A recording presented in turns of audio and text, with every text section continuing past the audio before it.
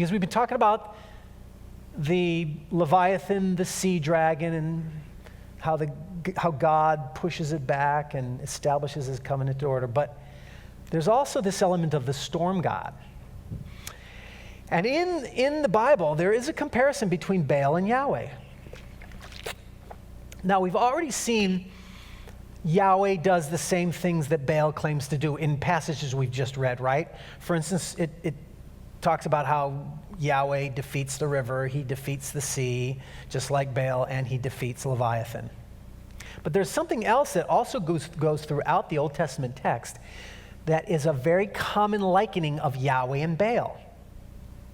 And that is, they're both described as the cloud rider or the charioteer of the clouds, meaning he rides the clouds like a chariot. Let me just show you one example. There's many examples, but we don't have time to go through a bunch of them. On the left, the Baal epic says, "What manner of enemy has arisen against Baal?" We read this already. Of foe against the charioteer of the clouds, the rider of the clouds.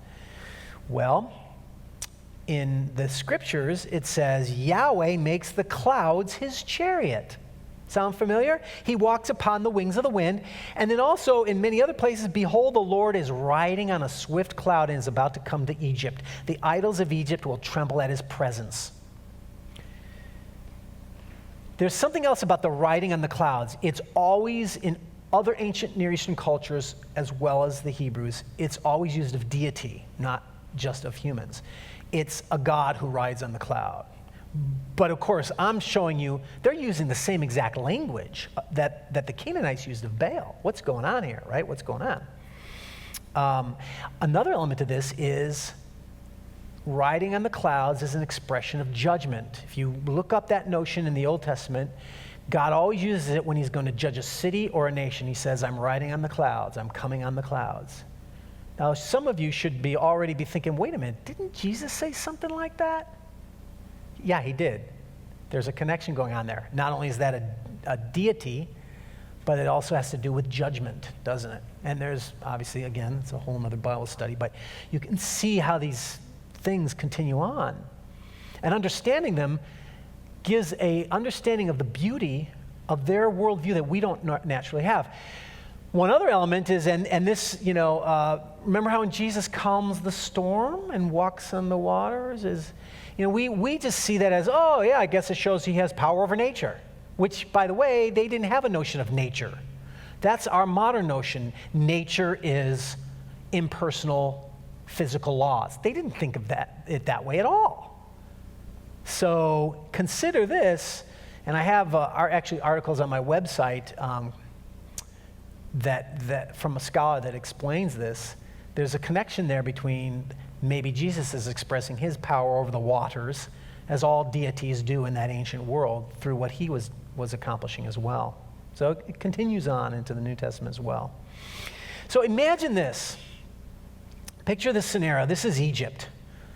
Egypt is a land that's a desert, and its life comes from a river, the Nile. And the Israelites have left Egypt, where Yahweh literally mocked and defeated the gods of Egypt through the 10 plagues, right? Remember that? Now, consider this. Pharaoh claimed to be a god who, according to Egyptian texts, and we have this, he called himself the possessor of a strong arm and a strong hand. That was a phrase that Pharaoh used of himself. So when Yahweh repeatedly hammers home the message that Israel will be delivered by Yahweh's strong arm and strong hand, look it up. It's in the passages, Numbers 33, Exodus 12. He's using Pharaoh's own phraseology against him. In other words, he's mocking the gods and the god Pharaoh. He's using the same language to say Pharaoh's not God, Yahweh is God. And that's where some of this comes together. It's polemical, it's persuasion. In other words, I'm not suggesting to you that they're just using the same God, Baal, and they're giving him a new name, Yahweh, as if it's syncretism. You've heard of that, where you try to blend religions together, or evolutionary religion, where one religion evolves out of another. That's what the liberal scholarship argues today.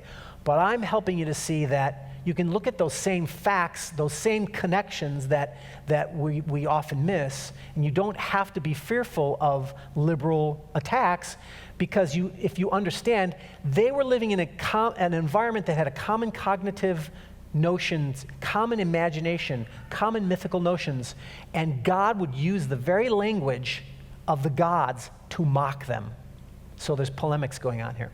Okay, so they're coming from this land, right? This desert fed by the river, a completely different world. They enter into Canaan. And what is Canaan? It's the opposite, isn't it? It's got hills. Yeah, there is some desert, but it's wilderness. They've got hills. There's lush vegetation. It does have a Jordan River, but the life is survived in the land of Canaan by the rains and the storm, which didn't exist in Egypt. And listen to what God says in Deuteronomy 11. For the land that you are entering to take possession is not like the land of Egypt from which you come, which you sowed, where you sowed your seed and irrigated it, like a garden of vegetables. The land you are going over into, Canaan, to possess is a land of hills and valleys, which drinks water by the rain from heaven. So now God is bringing them into a different world, a different land, and notice what he tells them. Deuteronomy 12, he says, these are the statutes and rules that you shall be careful to do in the land that the Lord has given you to possess. You shall destroy all the places where the nations whom you shall dispossess serve their gods, and destroy their name out of that place. But you shall seek the place that the Lord your God will choose, put his name, and make his habitation there. In the ancient world, the name of the god or the king or the emperor was the very presence of that being. So when you said the name of a god, you're saying that God is there. And God does that too. He says, he'll sometimes call himself the name in the Old Testament. And that's the very presence. So he's saying, and think about it too, the language, naming is a language thing. It's the language we use about beings. So he's saying dispossess the gods by dispossessing their language as well and dispossessing their names. And how do you do that? Well, let's see how they replace the name of Baal with Yahweh. One last text to show you the depth of this. On the left, the Baal text says, Baal sits in the midst of the divine mountain Saphon. I mentioned this to you before. In the midst of the mountain of victory, 7 lightning flashes, 8 bundles of thunder, a tree of lightning in his right hand. His head is magnificent, his brow is dew-drenched, his feet are eloquent in wrath. Well, let's take a look at Deuteronomy 33. And this is just a sampling again, but you can see now. It says, Yahweh came from Sinai, also a mountain, right? The holy mountain. At his right hand there was flashing lightning, the same language. There's none like the God of Jeshurun, who rides the heavens to your help. Through the clouds in his majesty, there it is again, clouds, he drove out the enemy from before you and said, destroy. That's his wrath, right? In a land of grain and new wine, his heavens also dropped down dew, like the dew-drenched Baal, the dew-drenched Yahweh. So both of them speak of holy mountains or cosmic mountains, and that's where the ancient world perceived the gods resided.